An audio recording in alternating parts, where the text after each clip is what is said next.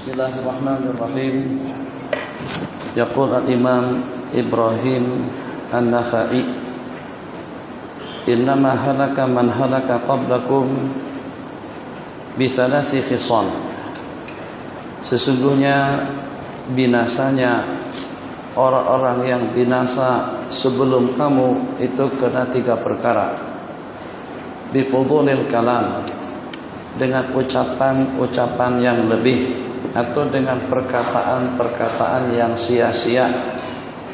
Wa fudulit ta'am, dan juga dengan makanan yang tersia-sia. Wa fudulil naum, manam, dan juga dengan tidur yang tersia-sia. Jadi ada 3 yang disebutkan dalam ungkapan kata-kata beliau yang menyebabkan manusia jadi binasa, yang memperangkap dan juga yang membinasakan umat dan generasi zaman dahulu dan juga dengan di zaman kita sekarang. Itu atas 3 perkara: percakapan yang lebih, makanan yang lebih, rehat tidur yang lebih. Kita mulakan dengan yang pertama. Sekarang apa perlunya dengan kita komen tentang GST kalau pada itu dengan kita sudah tahu hukumnya haram. Maka perbuatan yang lebih daripada itu, komen sana komen sini, cerca sana cerca sini, atau dengan kita memperlik atau mengadakan aksi demonstrasi, itu akan membawa kepada kebinasaan. Itu namanya fudulul kalam. Jadi yang pada saat dengan kita bercakap sesuai dengan keperluan, sesuai dengan tuntutan waktu, sesuai dengan tuntutan zaman. Jangan sampai menjadi syaitan bisu, syaitan akhras bagaimana kita sebutkan. Itu pada saat dengan kita dituntut dan wajibkan untuk kita bercakap-cakap. Bercakap-cakap pada tempatnya itu adalah shima. Itu adalah shima, petanda orang-orang yang sempurna. Dan juga bercakap-cakap yang bukan pada waktunya, itu adalah tidak jauh berbeda dengan orang gila. Jadi fudulul kalam, percakapan perbualan yang lebih, jadi pada keperluan itu yang pertama. Kenapa? Sebab sebagaimana diistilahkan, kalau pada saat kaki yang terperosok masih boleh kita selamatkan, tapi kalau pada tuh mulut yang terperangkap, yang terposok, sulit untuk kita selamatkan. Gara-gara karena mulut, gara-gara karena ucapan, akhirnya seseorang itu dikatakan fasik, akhirnya seseorang itu dikatakan sesat, akhirnya seseorang itu dikatakan bodoh, akhirnya seseorang itu dipeli dan dicerca. Kenapa? Karena akibat ucapan yang tidak diperlukan. Jadi seperti gambaran-gambaran yang saya sebutkan tadi, berbicara tentang masalah hukum dan hakam. Jadi kalau memang itu pada tempatnya, 1, sesuai dengan pedoman hukum hakamnya. 2, yang ketiga, karena Allah Subhanahu wa taala sangat-sangat ideal sekali. Tapi pada waktu latar belakangnya tidak ada, tuntutan dan keperluannya pun juga tidak ada, berbual-bual tentang hukum hakam atas kebodohan dan atas kejahilannya, itu akan memperangkap dan juga akan membinasakan diri pribadi dia sendiri.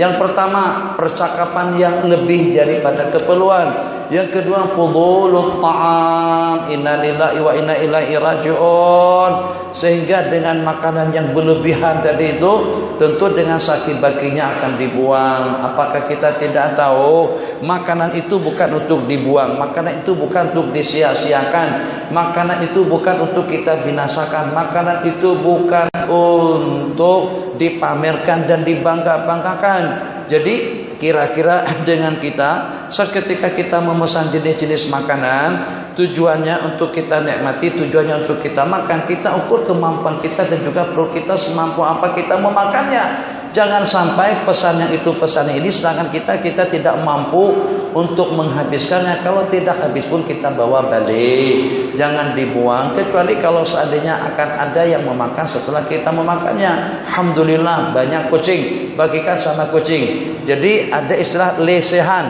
Jadi tempat-tempat tertentu, tempat-tempat istimewa, kedai-kedai makan, kadang-kadang restoran itu terapung di atas stasi. Jadi pada waktu kita makan, Masya Allah, tabarakallah, ramai sekali di atas itu, banyak ikannya. Sambil makan, sambil bagi makan ikan. Nah itu oke, tak ada masalah, kita pesan banyak. Sebab makanan tidak akan terbuang-buang. Kira-kira ada dalam berapa tenaga? Waktu yang pertama, tenaga yang kedua, orang-orang yang ketiga, yang siapa tahu Justru yang bercocok tanam, yang menanam benih masakan, menanam benih padi tadi itu adalah salah seorang daripada wali Allah Jalla wa'ala. Tapi ternyata setelah dengan padinya menjadi nasi, menjadi masakan, menjadi makanan, ternyata kita buang makanan tadi itu. Berarti dengan kita membuang dan menyia-nyiakan jasa baik daripada hamba Allah yang saleh, daripada wali Allah Jalla wa'ala. Kalau seadanya tidak pun, ini dengan beras, ini dengan nasi, ini dengan gandum, ini dengan keripap, ini dengan donat, ini dengan makanan, ini dengan masakan, itu telah dilayat dan juga telah dikhidmat oleh berapa buah tangan. Bermula dengan petani yang menanamnya, kemudian selepas itu dibersihkan, dimasukkan ke dalam karung, diekspor atau juga dikirim, kemudian dijual, dibeli, ditimbang, dibawa, dibasuh, dibersihkan, dimasak, kemudian selepas itu baru dihidang. Takkan setelah sejumlah sekian tangan yang melayan makanan dan minuman kita tadi itu ternyata bernasib buruk, tidak lebih daripada untuk dibuang ke dalam tong sampah. Macam itulah juga dengan ikannya, dengan dagingnya, lauk paunya. Selama masih mungkin untuk kita makan, kita makan. Tak apalah kita nampak seperti kucing sampai dengan tulang-tulangnya pun juga kita punya. Biasanya di rumah misal seperti dengan ikan talapia, ya Allah, sampai yang sakit baki di celah-celah tulang pun juga kita ambil. Tapi kalau pada waktu kita makan keduri, pada waktu kita makan dengan menteri-menteri, dengan orang-orang besar, itu kadang-kadang gaya kita makan seperti orang kaya yang serba mubazir. Itu tidak betul cara makan seperti itu. Kenapa? Sebab jangan kita meraihkan kayanya orang yang kaya atau juga mulianya orang yang mulia tanpa kita memperhitungkan itu sebagai satu nikmat anugerah daripada Allah. Aku yang berikan nikmat tadi itu, aku yang menumbuhkannya, aku yang menghidupkannya, sehingga sampai ke mulutmu itu atas leluasa kudrat daripada Allah Jalla wa'ala. Binasanya umat-umat yang terdahulu atas 3 faktor. Yang pertama, perbualan yang lebih, yang kedua makanan yang lebih, yang ketiga tidur yang lebih. Nanti kita jadi sengsara. Dikatakan orang yang paling bergembira di dunia justru orang yang paling berduka cita nanti di akhirat. Dikatakan dalam riwayat manusia yang paling kenyang di dunia itu justru yang paling lapar nanti di akhirat. Sebab karena urusan perut, kejar dunia, kejar dunia, kejar dunia. Hei dunia, setelah aku kejar kamu harus menjadi hamba sahayaku. Kamu harus jadi budaknya aku, dan kamu atas ikut keinginanku. Kamu harus atas dasar keinginanku. Bukan kita jadi budaknya harta. Harta setelah kita kejar, duit setelah kita kumpulkan, jabatan setelah kita peroleh, kita peralat harta kita tadi itu, kita manfaatkan duit kita tadi itu untuk kita mendapatkan kemuliaan di sisi Allah. Jangan kita diperbudaknya, sebab kita yang kejar dia, kita yang mencari, kerja, akhirnya kita dapat duit. Jangan sampai duit yang kita peroleh tadi itu dan juga dengan kekayaan yang kita dapatkan sampai menghamba sahayakan kita, sehingga kita jadi hamba sahayanya dia, ikut arahannya dia, ikut kehendaknya dia. Itu kalau seperti itu terbalik. Yang namanya majikan menjadi pembantu, yang namanya pembantu atau hamba menjadi majikan. Bagaimana waktu yang kita habiskan untuk kita mengejar harta, waktu yang kita habiskan untuk kita mendapatkan jabatan dan kedudukan, itu setelah kita mendapatkannya, kita jadikan dia sebagai hamba kita untuk kita mendapatkan yang terbaik, yang mulia dan yang istimewa di sisi Allah Subhanahu wa taala. Jadi disebabkan karena urusan perut melulu, maka akan terhakis peluang kita untuk dzikir, untuk ibadah. Boleh dipastikan kalau kita makan lebih daripada cukup sampai ke leher penuh dengan makanan, itu kita dah nak pikir tidur saja lagi. Zikir tak sejaman, tasbih tidak nyaman, ibadah tak selesa, semuanya tidak selesa. Yang paling selesa bismikallahumma ahya wa amut. Tidur pun kadang-kadang susah karena perut kita penuh. Tuh yang kedua. Yang ketiga, banyak tidur. Orang yang banyak tidur berarti akan menghapus peluang waktu untuk beribadah kepada Allah, untuk bekerjanya. Kalau kita punya pekerja yang banyak tidur, kalau kita punya murid yang banyak tidur, kalau kita punya pembimbing yang banyak tidur, kalau kita punya pemain-pemain kesebelasan yang banyak tidur, itu kalah kita. Dia sampai mengantuk pada waktu dia jadi kiper, dia ngantuk. Itu waktu jadi kiper, gol yang pertama. Jadi kata penonton, sialah loh, masa waktu main bola sepak sampai mengantuk juga. Begitu juga dengan anak kita, kadang-kadang mengantuk waktu makan, mengantuk waktu zikir, mengantuk waktu baca Quran, mengantuk waktu mengaji. Jadi kalau mengantuk tuh memang karena tuntutannya, oke. Ini dengan kita tidur kita sudah cukup. Idealnya untuk usia tertentu 8 jam. Itu pun sudah sepertiga umur. Umur kita sudah habis sepertiga. Jangan lebih, jangan ditambah lebih daripada 8 jam. Kalau nak tidur senyenyak-nyenyaknya, tidak ada yang mengejutkan, tidak ada yang mengganggu, dan juga tidur secara bersambung siang dan malam, nanti di dalam kubur. Tapi kalau di dunia tak boleh tidur nyenyak macam tuh. Nah, jadi tidur yang 8 cukup sudah cukup. Tidur yang 8 jam sudah cukup. Tambah lagi tidur di masa pengajian, tidur di waktu khutbah, tidur di waktu berzikir, tidur waktu baca Yasin. Itu yang menyebabkan binasanya umat-umat yang terdahulu, karena lebih tidur, lebih makanan, lebih berbualan. Bismillahirrahmanirrahim. Daripada Sayyiduna Abdullah ibnu Mas'ud, addi maftaradallahu alaika takun a'badan nas. Allah, cantiknya, tunaikan kewajiban yang Allah wajibkan ke atas diri kamu, kau menjadi orang yang ahli ibadah di sisi Allah. Perbandingan, salatu khairun minan naum.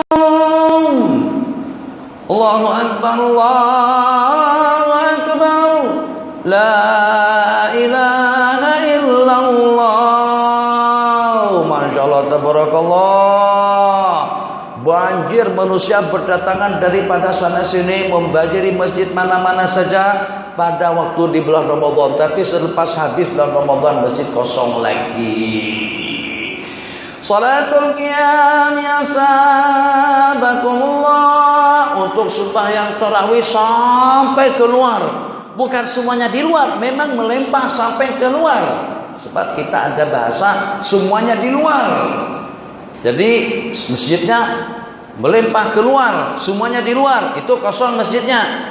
Jadi dia memang betul-betul penuh, Masya Allah, tabarakallah. Tapi bila pada waktu kita melaksanakan sembahyang tarawih, pada waktu kita melaksanakan sembahyang Idul Fitri, Idul Adha, salatul Id sahabakumullah, Allahu akbar, Allahu akbar, Allahu akbar. Itu ramai, cucu, cicit, cacat, buyut, semuanya ikut.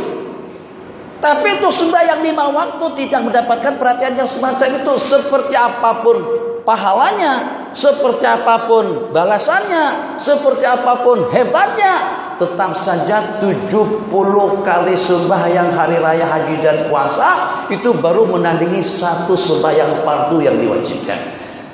Kita sedang 5 waktu jamaahnya, ya Allah, itu terabaikan. Kita lebih ambil berat tentang perkara-perkara sunat berbanding dengan perkara-perkara yang diwajibkan. Dalam sebuah hadis diriwayatkan, barang siapa bertakarrub kepada Allah Jalla wa'ala pada bulan Ramadan, maka pahalanya 70 kali ganda dibandingkan dengan pahalanya di bulan-bulan yang lain. Satu ibadah sunat di bulan Ramadan sama dengan ibadah fardu di bulan-bulan yang lain. 1 kali ibadah fardu di bulan Ramadan sama dengan 70 kali fardu di bulan-bulan yang lain. Jadi tumpuan kita harus kepada yang wajib terlebih dahulu. Nabi kita bersabda dalam sebuah hadis kursi, "Wa ma taqarraba ilayya 'abdi bimithli ada'i ma aftaratuhu alaihi." Tidak ada dengan seorang hamba yang bertakarrub, mendekatkan dirinya kepada Allah, itu seperti pada waktu dia menunaikan kewajibannya. Jadi Sayyiduna Abdullah ibn Mas'ud memberikan satu panduan kepada kita, kalau ingin menjadi orang yang abad, ahli ibadah, itu adalah orang yang senantiasa selalu melaksanakan ibadah-ibadah fardu. Qala wajtanib maharimallah, dan elakkan, jauhkan diri kamu daripada segala perkara-perkara yang diharamkan.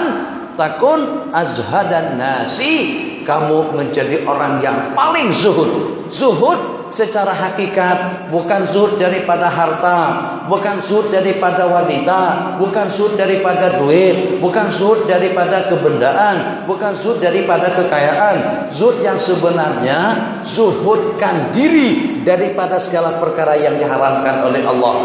Nak menjadi orang yang paling zuhud di dunia, jauhkan diri kita daripada segala larangan. Jangan kebabit, baik itu adalah larangannya kepada mata, kepada telinga, kepada tangan, kepada mulut, kepada pikiran, kepada kaki, kepada kemaluan, atau juga dengan perhiasannya, pakaiannya, dandanannya, solekannya.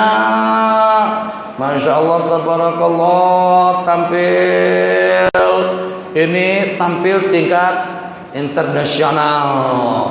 Kumpulan ataupun juga jangan satu grup, terserah apakah namanya Rabbani, Hijaz, atau juga nanti kumpulan-kumpulan baru, kumpulan-kumpulan Al-Banjari, atau juga Al-Kalantani, kumpulan-kumpulan Al-Qadahi, kumpulan-kumpulan Ar-Rembawi, kumpulan-kumpulan Asyah Alami, kumpulan-kumpulan Nasi Mandi, apa sajalah, terserah nama-nama kumpulan dari itu. Tampil.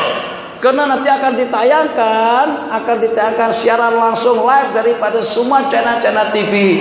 Maka biasanya pemain-pemainnya akan disolek, akan didandan zuhud daripada peluang, diberikan peluang untuk kita tampil di TV. Kalau sampai kita disolek dan didandan, digincu seperti perempuan, itu perbuatannya nanti kita laknat. Yang pada saat sebagai daripada ustaz-ustaz kita tak kisah, tak peduli, yang kadang-kadang tampilnya mantap tapi ilmunya tidak bermanfaat. Macam mana kita boleh memberikan penerangan kepada orang lain yang pada itu dengan kita membangkit diri pribadi kita sendiri? Macam mana dengan kita memberikan pencerahan, sedangkan si tukang pencerah tadi itu justru dilaknat oleh baginda Nabi Sallallahu Alaihi Wasallam. Tak apa kalau seandainya dengan kita tidak diberi peluang, sebab syarat untuk mendapatkan peluang tersebut terpaksa kita kena disolek dulu, kita kena didandan, kita kena di make up supaya bibir kelihatan merah, supaya pipi kelihatan putih. Memang orangnya gelap, mau diapakan?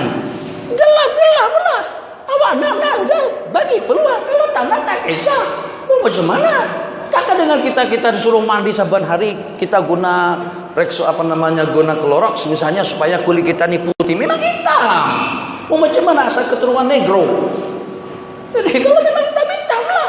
Nak tampil dalam keadaan semacam mana aku ya alhamdulillah. Kalau tak, tidak perlu kita memaksa-maksakan diri untuk disolek, disemer dulu, dicat dulu dengan cat putih supaya nampak kelihatan muka kita ceria. Memangnya harus tampil seperti itu? Kan bukan penampilan. Yang ianya itu adalah keilmuan, yang ianya itu adalah penyampaian, yang ianya itu adalah kemampuan. Kembali. Jadi kata beliau, ingin menjadi manusia yang paling zuhud, zuhudkan diri Anda daripada segala perkara haram. Jadi zuhud tak apa, kerja saja, rumah sebesar-besarnya, duit sebanyak-banyaknya, jabatan setinggi-tingginya, kipas di rumah, masya Allah sebesar ini kipas di rumah besar-besar semuanya, sampai tidak boleh berpusing kipasnya. Kenapa? Lebih besar kipasnya daripada rumah, tak kisah. Yang penting jangan sampai kekayaannya, jabatannya, kedudukannya, keperluannya, perlengkapannya itu tertunjang dengan perkara-perkara haram atau daripada jaringan bisnis yang terlarang. Ingin menjadi manusia zuhud, yang sesuhudnya itu adalah menzuhudkan diri daripada segala perkara terlarang. Ingin menjadi manusia yang paling abid, ahli ibadah, laksanakan kewajiban-kewajiban yang diwajibkan oleh Allah Jalla wa Ala.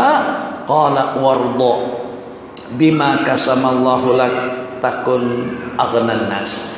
dan ridha atas pemberian yang Allah bagikan kepada kamu, kamu menjadi orang yang paling kaya.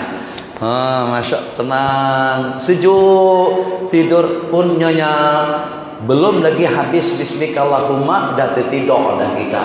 Kenapa nikmat betul, alhamdulillah. Coba orang yang hasud, kalau ada sifat hasud dengki itu memang betul-betul menyiksa dan membakar hati dan perasaan. Orang yang hasud dengki, yang tidak suka orang lain berjaya, tidak suka orang lain sehat, tidak suka orang lain bahagia, tidak suka tengok orang lain nyaman, aman dan tentram. Jadi kalau seandainya dengar bahwasanya tetangganya beli handphone, demam dia, sakit dia, inna lillahi wa inna ilaihi raji'un. Tak lama kemudian dengar bahwasanya dengan tetangganya sudah beli LCD 45 inci besar, jelas sekali. Stres terpaksa harus dibawa ke hospital, dirawat di rumah sakit juga di hospital mana. Begitu dengar tetangganya beli kereta mewah, meninggal dunia dia, inna lillahi wa inna ilaihi raji'un. Itu kena hasud dengki. Padahal bukan karena dia beli kereta mewah yang membuat kita jadi miskin, membuat kita jadi bankrupt. Tidak, masing-masing Allah tentukan dengan rezekinya, Allah tentukan dengan umurnya, Allah tentukan dengan peluang hidupnya. Masing-masing ikut ketentuan takdir daripada Allah Jalla wa'ala. Jadi agar bagaimana hati kita ini tenang, ridha dengan apa yang Allah bagikan, senang kita. Tapi kalau kita tidak ridha, satu, kalau tidak ridha kita tidak akan bersyukur. Yang kedua, menyimpan rasa hasud dengki kepada orang yang lebih daripada kita. Hidup kita jadi terombang-ambing perasaan yang semacam itu. Dahulu, masyaallah tabarakallah, tidak lebih daripada ingin membaca perjalanan sejarah sejak pada tahun 90-an sampai pada tahun 2000 sekian. Jadi daripada tahun 90-an sampai pada tahun 2000 sekian, Masya Allah tabarakallah, yang dengan rakyat asyik mengutuk kerajaan atau pemerintah yang berkuasa, baik Indonesia maupun juga dengan Malaysia. Pembangunannya dikatakan mubadir, KLII-nya dikatakan mubadir, jembatan Pulau Pinangnya dikatakan mubadir, VLCC-nya dikatakan mubadir. Sekarang Masya Allah tabarakallah, setelah habis masa jabatan Dr. Mahathir, baru nampak kelihatan dengan Putrajaya, gahnya, megahnya, mewahnya, cantiknya, semuanya membanggakan, semuanya merasa seronok. Tuh dengan KLCC-nya itu, dengan KLII-nya, untuk 50 tahun ke depan pun insya Allah masih oke lagi, tidak akan menjadi airport yang terpadat sebagaimana dikatakan untuk sebagian daripada airport-airport yang ada di dunia. Jadi jangkauan untuk 50 tahun ke depan. Tuh dengan YUYU-nya, YUYM di zamannya, bukan mempunyai kerajaan. Cuman kita pada saat ketika itu kita sibukkan diri kita untuk mengutuk kerajaan. Akhirnya bersyukur tidak, justru waktu habis untuk kita mengutuk. Yang akhirnya setelahnya itu, nah Allah bagikan sedikit ujian, sedikit cobaan, uang ringgit jatuh. Ingat syoknya dulu zaman Dr. Mahathir, ekonomi stabil, pembangunan, YUYM-nya, YUTM-nya, YUYU yang ada di sana sini di zaman beliau, KLII zaman beliau, jembatannya zaman beliau, Putrajaya habis dalam berapa bilion pun juga di zaman beliau kelihatan. Jadi yang pada saat ketika itu kita mensyukuri nikmat yang Allah bagikan tidak, dan juga dalam waktu yang sama kita habiskan waktu kita untuk kita memprotes, komplain kepada keadaan yang berlaku. Kedua-duanya tidak ada yang elok. Kembali kepada cerita kita tadi itu, kalau pada itu dengan kita ridho, ini bukan berarti ridho belum bekerja lagi sudah pasrah. Adalah takwalkanlah, tak akan Allah tak bagi aku rezeki, tak Allah tak bagi aku makan, tawakal tidak, enggak. Itu bengkrak kalau macam itu. Jadi mana daripada tawakal, upaya dulu, ikhtiar dulu, kerja dulu. Setelah kita titi, setelah kita ikhtiari, setelah kita usahakan, maka berapa hasil yang Allah bagikan kita syukuri, alhamdulillah.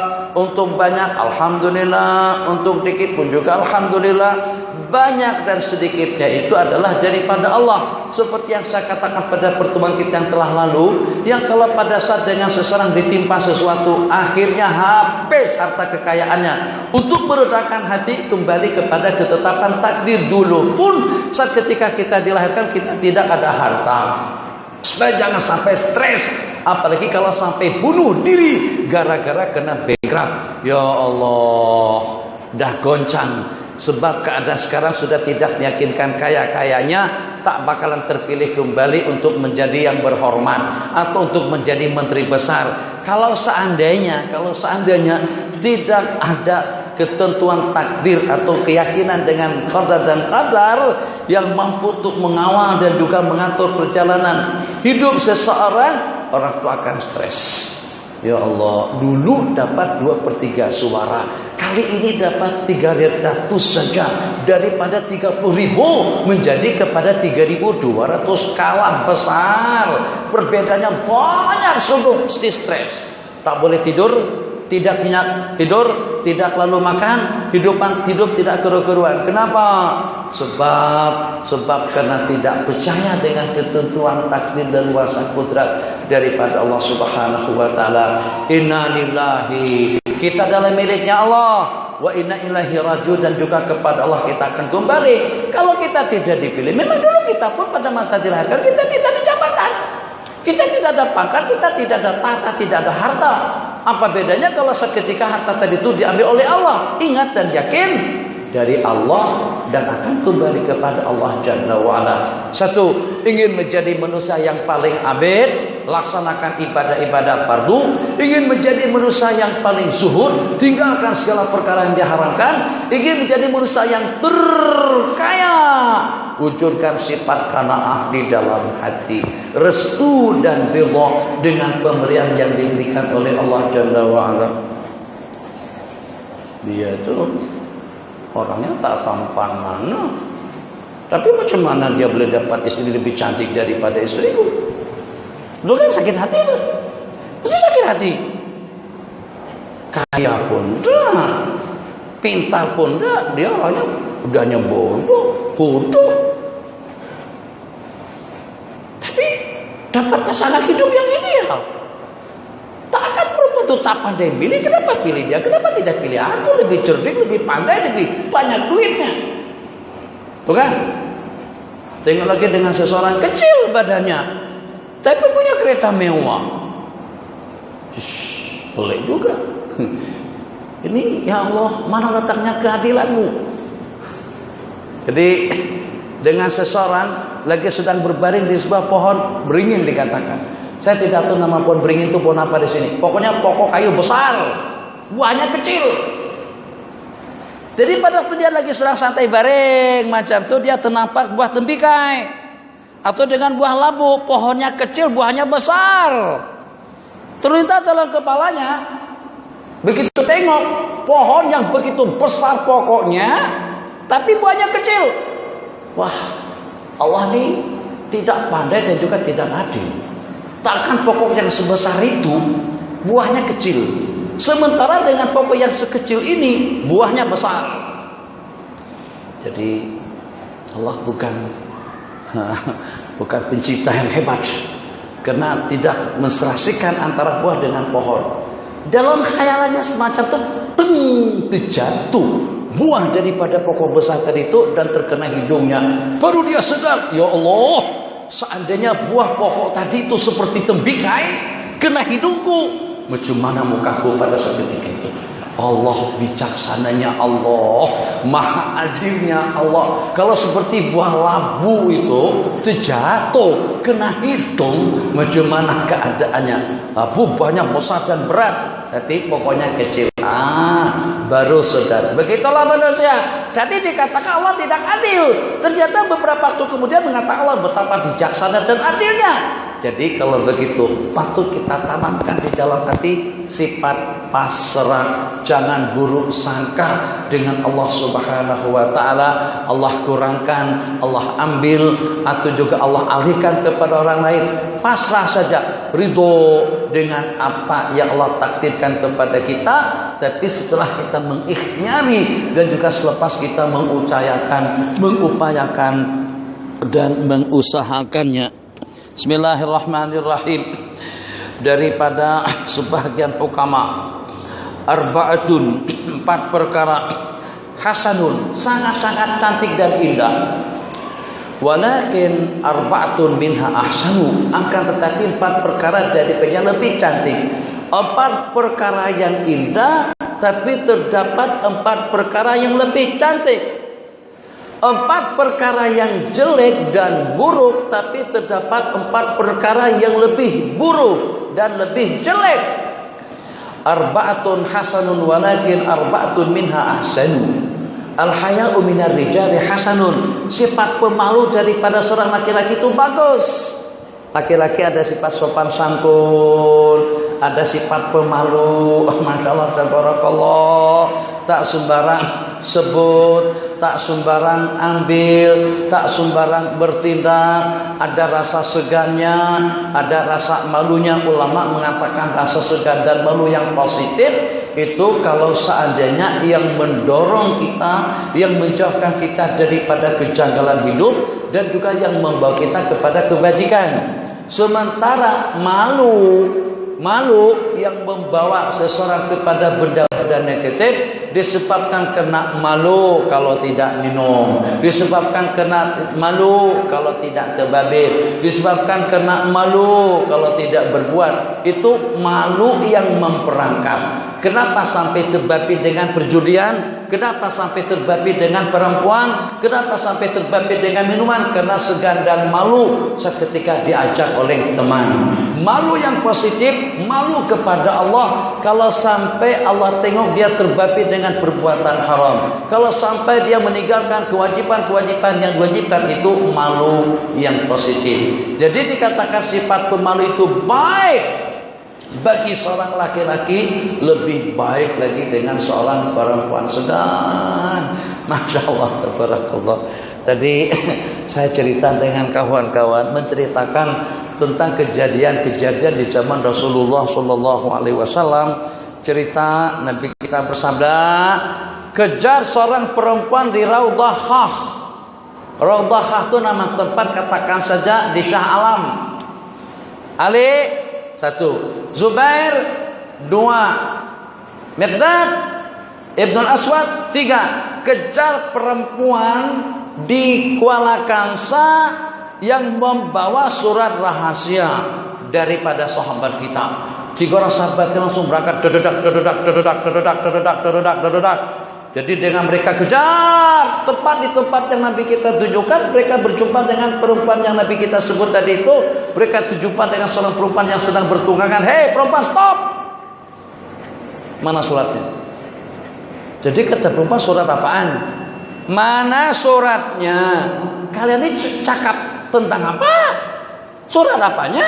Nak ambil apa? Tanya tentang apa? Jangan cakap macam-macam, gitu kah? Jangan merepek. Mana suratnya? Surat apanya? Kalian mau apa? Jadi kata Sinari, Maci, tolong serahkan surat itu secepatnya. Kalau tidak, kami telanjangin kamu. Kata Sinari, kami telanjangin kamu. Perempuan tadi itu menggetar ketakutan. Dia keluarkan surat rahasia tadi itu daripada sanggulnya. Itu saya katakan perempuan zaman dahulu. Kalau perempuan zaman sekarang, serahkan. Kalau tidak, kami telanjangin kamu. Katanya saya sudah telanjang. Nak telanjangin apa? Jadi perempuan zaman dulu kalau ditelanjang itu takut. Zaman sekarang pakaiannya pun juga sudah setengah telanjang. Tepi pantai udah telanjang, udah bugil. Jadi kalau suruh telanjang, ditelanjangin, mereka tidak takut, tak risau. Kenapa? Sebab dia sudah telanjang sendiri. Inna lillahi wa inna ilaihi raji'un. Jadi sifat pemalu.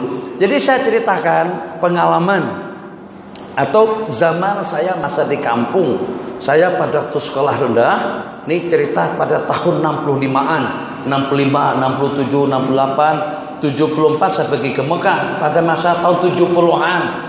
Itu di zaman saya, kawan-kawan sekolah di kampung situ, itu perempuan-perempuannya sebagian, bukan semuanya, sebagian daripada perempuannya lasanya, kurang asalnya sampai kepada kalau pada itu dia bergurau, bercanda dengan teman-teman lelakinya sekelasnya, satu kelas, satu sekolah dengan dia, kadang-kadang pen laki-laki itu dia ambil pen letak sini, dari sini. Jangan macam itulah. Katakan saja namanya delima janganlah. Bagilah pen kau tuh. Jadi kata dia, anak ambil aja. Itu tahun 70-an nih. Ambil aja. Tapi budak masa-masa itu masih ada rasa segan malu lagi. Tak tega malah anak ambil. Coba kalau tawarkan dengan budak sekarang. Ambil aja. Diambil kedua-duanya. Nah, itu haya. Jadi sifat pemalu itu baik dengan laki-laki, akan lebih cantik lagi kalau dengan seorang perempuan. Jadi perempuan harus banyak rasa segan dan malunya. Yang kedua, wal adlu min kulli ahadin hasanun. Bersikap adil dan bijaksana itu baik kepada segenap orang, dan akan lebih baik lagi kalau dengan seorang pemimpin. Wal adlu, dan bersikap bijak itu baik daripada semua orang, walakinnahu, akan tetapi daripada para pemimpin itu lebih indah dan juga lebih ideal. Kenapa? Kalau seandainya individu yang tidak adil, yang tidak bijak, kesannya hanya kepada beberapa orang saja. Tapi kalau pada saat dengan pemimpin, kalau pada itu dengan pemimpin negara tidak adil, tidak bijak, kesan buruknya kepada rakyat, waliyadu billah. Satu, sifat pemalu daripada laki-laki itu suatu perkara yang elok. Lebih elok lagi kalau dengan seorang perempuan. Bersikap adil dan bijak itu cantik daripada semua orang, akan lebih cantik lagi daripada pemimpin-pemimpin negara yang diberikan amanah dan kekuasaan. Wa taubatu minasyaikhi hasanun, tobat daripada seorang syekh, astaghfirullahaladzim alladzi la ilaha illa huwal hayyul qayyum wa atubu ilaih. Saya nak bernasihat kepada diri pribadi saya sendiri. Mudah-mudahan semakin lanjut usia kita, kalau seandainya dengan kita menyibukkan diri kita dengan urusan dunia, okelah sekedar untuk keperluan. Tapi tidaklah perlu dengan kita menyibukkan dengan hal ihwal yang menyibukkan anak-anak remaja, atau juga dengan orang-orang yang lupa daratan. Rasanya, mudah-mudahan kita punya perasaan yang sama. Kalau usia kita sudah mencaca 60 tahun, rasanya sudah tidak ideal lagi kalau kita menyibukkan diri kita dengan bola sepak, dengan gusti, dengan tinju, WhatsApp, Facebook, YouTube. Jadi kalau seandainya kita ada handphone pun setakat untuk ya terima panggilan anak cucu, papa ada di mana, tuan lagi di mana, tuan nanti makan di rumah siapa, misalnya setakat untuk keperluan yang macam itu saja. Tapi kalau tuan juga sibuk dengan kamera, sibuk dengan Facebook, dengan YouTube, besarkan gambar, kecilkan gambar, tarik lagi, pulang lagi, rasa-rasanya tidak sesuai yang dengan usia kita, sebab sudah kelewatan waktunya. Kalau sudah seusia kita itu adalah persiapan itu pergi ke akhirat saja lagi. Waktu terlampau berharga. Tobat itu daripada seorang syekh yang sudah berumur itu cantik. Kenapa? Sebab dia sudah meninggalkan segala-galanya. Dia akan menghadap alam akhirat, dan sekejap lagi dia akan dijemput oleh Allah Jalla wa'ala. Tapi tobat itu akan lebih cantik kalau itu di kalangan anak remaja. Masya Allah, mudah-mudahan tasbih dengan subhanallah, subhanallah, subhanallah, subhanallah. Kita bahasa sana salut, takjub betul kalau pada itu dengan budak-budak kecil sudah guna tasbih.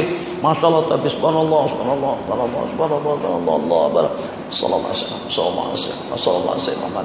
Budak kecil usia masih dalam 8-9 tahunan atau anak-anak remaja Masya Allah, tabarakallah, astaghfirullahaladzim, astaghfirullahaladzim, alladzi la ilaha illa huwal hayyul qayyum wa atubu ilaih. Kata Mufti Kedah itu agak kurang atau agak keliru. Jadi supaya jangan sampai yang kita isbatkan itu terpisah dengan yang dinafikan sebelumnya. Astaghfirullahaladzim, artinya aku memohon keampunan kepada Allah. Alladzi la ilaha illa huwa. Berhenti di situ. Al hayyul qayyum wa atubu ilaih. Jangan sampai astaghfirullahaladzim, alladzi la ilaha illahu, alladzi la ilaha illa, yang tiada Tuhan yang disembah. Terus berhenti. Jadi seakan-akan kita nafikan, isbatnya tidak ada, ilallahnya kita kebelakangkan. Jadi isbatnya itu kita gabungkan setelah kita tiadakan, kemudian kita sabitkan. Itu cara idealnya seperti itu. Tapi kita pun kalau kita pisahkan pun tak lama mana kita memisahkannya. Masya Allah, tabarakallah. Jadi pada orang tua bagus, tapi lebih bagus lagi daripada anak-anak remaja. Sono kita tengok pada masa di dataran, anak-anak remaja berkumpul di situ dengan selendang Habib Syekh, Masya Allah, hijau semuanya salawatan, zikir Allah. Mana dengan kita dahulu, kita masa-masa itu kita di panggung wayang, di kelab-kelab malam, kelab-kelab hiburan, kita dengan dangdut, kita desku dulu. Ini kira-kira dalam 5 tahunan terakhir ini sangat-sangat berbeda ketara keadaan di dataran-dataran dengan tahun-tahun yang sebelumnya. Tahun-tahun yang sebelumnya yang namanya malam tahun baru, karaoke-nya, dangdutnya, hiburannya, bahkan sampai kepada minuman dan zina pun berciuman di padang atau juga di dataran. Sekarang alhamdulillah anak-anak remaja ya hono angguk kepalanya hono ya. Itu maksud daripada tobat daripada orang tua itu cantik, lebih cantik lagi kalau di kalangan anak-anak remaja. Yang keempat, wal judu minal aghniyai hasanun, bersifat pemurah daripada orang-orang kaya itu bagus, kena ada duitnya, alhamdulillah. Infak sana infak sini, derma sana derma sini, bantu sana bantu sini. Al-infaku bersifat pemurah daripada orang-orang kaya itu bagus, tapi lebih bagus lagi kalau yang mempunyai jiwa pemurah itu di kalangan orang-orang miskin. Ikut kemampuannya masing-masing, Masya Allah. Masya Allah, tabarakallah. Tengok lirik besok, kereta 4 taya itu akan lalu lewat depan kita. Tulisannya infak, sedekah, zakat dan sebagainya. Mesti di kepala kita mikir, poket hijau ada, biru ada, merah ada, ungu ada. Hijau ada 2. Ada hijau yang seperti plastik. Nah itu berarti 5 saja. Ada hijau yang satunya lumayan. Yang mana satu? Biru aja lah. Biru itu setinggi aja. Tuh bermain di kepala. Yang paling memalukan kalau saat ketika, Masya Allah, bulanannya jutaan, ratusan ribu, puluhan ribu lah paling tidak. Tapi justru yang keluar yang biru tadi itu. Hak sebelah ini gaji 1.500 aja sebulan, tapi yang keluar merah. Jadi pemurah daripada orang kaya itu bagus, akan lebih bagus lagi kalau itu di kalangan orang-orang miskin. 45 menit sudah habis. Berikutnya perkataan daripada ba'dul hukama juga, arba'atun qabihun. Ini sebaliknya supaya tidak terulang perbincangan kita. Saya minta waktu 5 menit. Tadi itu 4 perkara cantik, tapi 4 perkaranya lebih cantik. Satu, yang pertama tadi itu adalah malu. Sifat pemalu bagus untuk kaum laki-laki, lebih cantik kalau dengan kaum perempuan. Kemudian yang kedua, bersikap adil dan bijak, bagus kepada semua orang, tapi lebih cantik lagi kalau di kalangan para pemimpin dan yang mendapat amanah daripada orang ramai. Kemudian yang ketiga, tobat. cantik dengan orang-orang yang sudah berumur, lebih cantik lagi kalau dengan para remaja dan anak muda. Kemudian yang keempat, qala al-jud, sifat pemurah, cantik dan indah bagi orang-orang kaya, lebih cantik lagi kalau di kalangan orang miskin. 4 perkara buruk dan jelek, dan lebih jelek lagi dengan 4 kumpulan manusia. 4 perkara jelek dan terdapat 4 perkaranya yang lebih jelek. Arba'atun khabith, 4 perkara buruk dan terdapat 4 perkara yang lebih buruk. Ad-dambu minasyabi khabihun, dosa kesalahan daripada anak-anak remaja itu buruk, jelek, cicik. Kalau dengan anak-anak remaja itu babit dengan perkara-perkara negatif, tapi lebih cicik dan lebih jelek lagi kalau dengan orang tua. Betul ya Allah. Kalau anak remaja tak sembahyang jelek memang, tapi lebih jelek lagi kalau dengan orang tua. Kalau dengan anak-anak remaja tuh babit dengan benda-benda negatif, lebih jelek lagi kalau itu membabitkan dengan orang-orang yang sudah tua, yang sudah berumur. At-tambu, dosa kesalahan daripada anak muda itu jelek, dan lebih jelek lagi kalau daripada seorang tua. Wal istighalu bidunya minal jahili qabih, menyibukkan diri dengan urusan dunia daripada orang jahil itu jelek, jelek sangat. Jika sampai dia tidak punya peluang waktu untuk melenyapkan kebodohannya, kejahilannya, untuk hidup dalam dunia yang terang benderang yang dibimbing oleh ilmu. Mengejar dunia oleh orang jahil itu jelek, akan lebih jelek lagi kalau dikejar oleh para alim ulama. Ya Allah, tuh guru, handphone 3, 4, sampai masuk tadas pun juga urusan bisnis. Kiai tadi tuh, kiai, ya, jual lah, jual. Kan kita sudah dapat untung dong. Kalau kita tidak dapat untung, kita sudah dapat reality daripada perusahaan.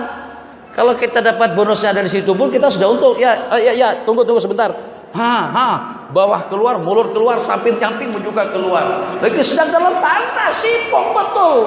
Tuh, urusan dunia yang dikejar oleh orang jahil itu jelek, akan lebih jelek lagi kalau saat ketika dikejar oleh para alim ulama. At-takassul, malas dalam melaksanakan ibadah dan taat kepada Allah itu jelek. Sifat malas itu jelek kepada semua orang. Tambah jelek dan buruk lagi kalau itu di kalangan para alim ulama dan juga para pelajar. Ya Allah, ini terbalik kadang-kadang. Orang awam justru lebih rajin ibadahnya berbanding dengan guru merokok.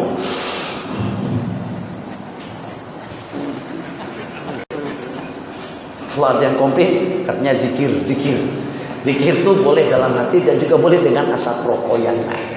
Tulisannya Allah naik ke atas. Awak makamnya masih rendah lagi. Kalau awak sudah semacam aku, nah zikirnya dengan asap rokok. Waktu nonton zikir, bola sepak zikir, santai pun juga zikir. Masya Allah, tabarakallah. Santri wajib puasa jamaah karena hukum kalau tidak melakukannya. Sementara dengan tuh gurunya beng-beng rumah sendirian. Tak guru, tak ke masjid. Imam kita. Kalian tuh makamnya rendah. Nampak saja tuh guru sebaik di rumah. Sebenarnya tuh guru makmum imam di Masjidil Aqsa. Itu kan murid-murid itu kadang-kadang senang saja kalau anak bodohin mereka tuh boleh-boleh saja. Untuk membodohin orang tuh tak perlu mengaji tinggi. Tak ngaji pun boleh bodohin orang. Kadang-kadang jelas-jelas tak sembahyang. Hadir sembahyang, tuan sembahyang, terjemah. Ya Allah, awak tanya tentang apa pula? Tuan kalau sembahyang dimanapun ramai malaikat yang jadi makmum. Buat lagu mana? Itu ajaran ayah Pin.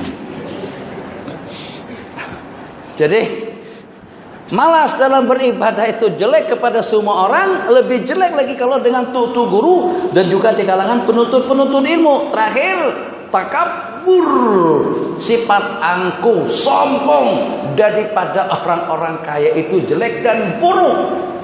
Tak mau kita yang walaupun dia kaya, yang pun dia banyak duit, tetap kita tak terima. Tak nak tengok orang kaya sombong, tak nak tengok orang kaya angkuh, tak nak tengok orang kaya ego. Jelek. Sifat angkuh, sifat sombong, sifat takabur jelek kepada siapa saja, hatta juga kepada orang kaya yang walaupun kehidupannya cukup menunjang. Wajar kalau dia sombong karena dia ada duit, dia ada harta, dia ada jabatan, dia ada kedudukan, dia ada kelebihan. Kalau dia sombong pun memang pada tempatnya. Tapi lebih jelek lagi sifat takabur tadi itu daripada orang miskin. Sudahnya miskin, sombong lagi. Astagfirullahaladzim. Apa yang dibanggakan? Jalan begitu loh. Apa? Duit tak ada, rumah tak ada, kereta tak ada, tak punya apa-apa. Baru bankrupt semalam itu. Tapi sombongnya Masya Allah, tabarakallah. Jadi kita ulang kembali 4 perkara buruk dan terdapat 4 perkara yang lebih buruk. Yang pertama, dosa kesalahan itu buruk oleh anak-anak remaja, tambah buruk lagi kalau itu membabitkan orang-orang yang sudah berumur. Kemudian yang kedua, menyibukkan diri dengan urusan dunia itu buruk kepada orang-orang jahil. Lebih buruk lagi kalau di kalangan para alim ulama. Yang ketiga, sifat pemalas itu buruk kepada sesiapa saja. Lebih buruk lagi kepada orang yang berpendidikan agama. Yang terakhir, sifat angkuh itu jelek dan buruk kepada orang-orang kaya yang mempunyai harta dan jawatan. Tambah lebih buruk lagi kepada orang miskin yang tidak memiliki apa-apa. Subhanakallah wa bihamdika asyhadu an la ilaha illa anta astaghfiruka wa natubu ilaik. Rabbana atina fid dunya hasanah fil akhirati hasanah wa qina adzabannar. Amin.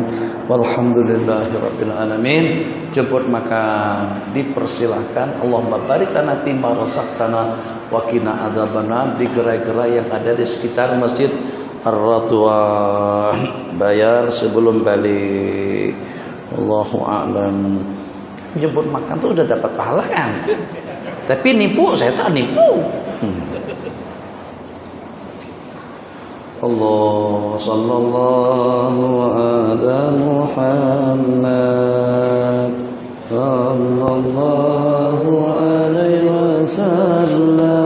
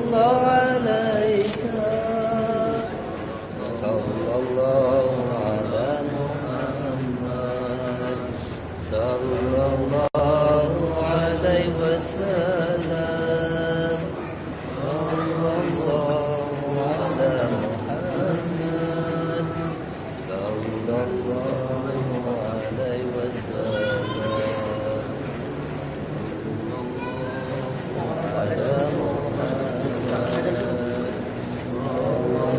sallallahu alaihi wasallam, sallallahu ala Muhammad, sallallahu alaihi wasallam.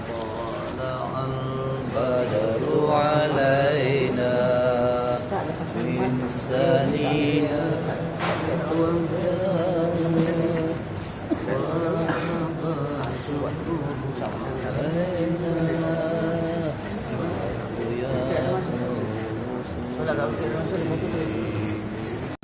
sallallahu ala Muhammad, sallallahu alaihi wasallam, sallallahu ala Muhammad, sallallahu alaihi wasallam. Ya Nabi salam alaika, ya Rasul salam alaika, ya Habib salam alaika, salawatullah alaika, sallallahu ala Muhammad, sallallahu alaihi wasallam, sallallahu ala Muhammad, sallallahu alaihi wasallam. Allahumma salli wa sallim wa barik alaihi wa ala alihi.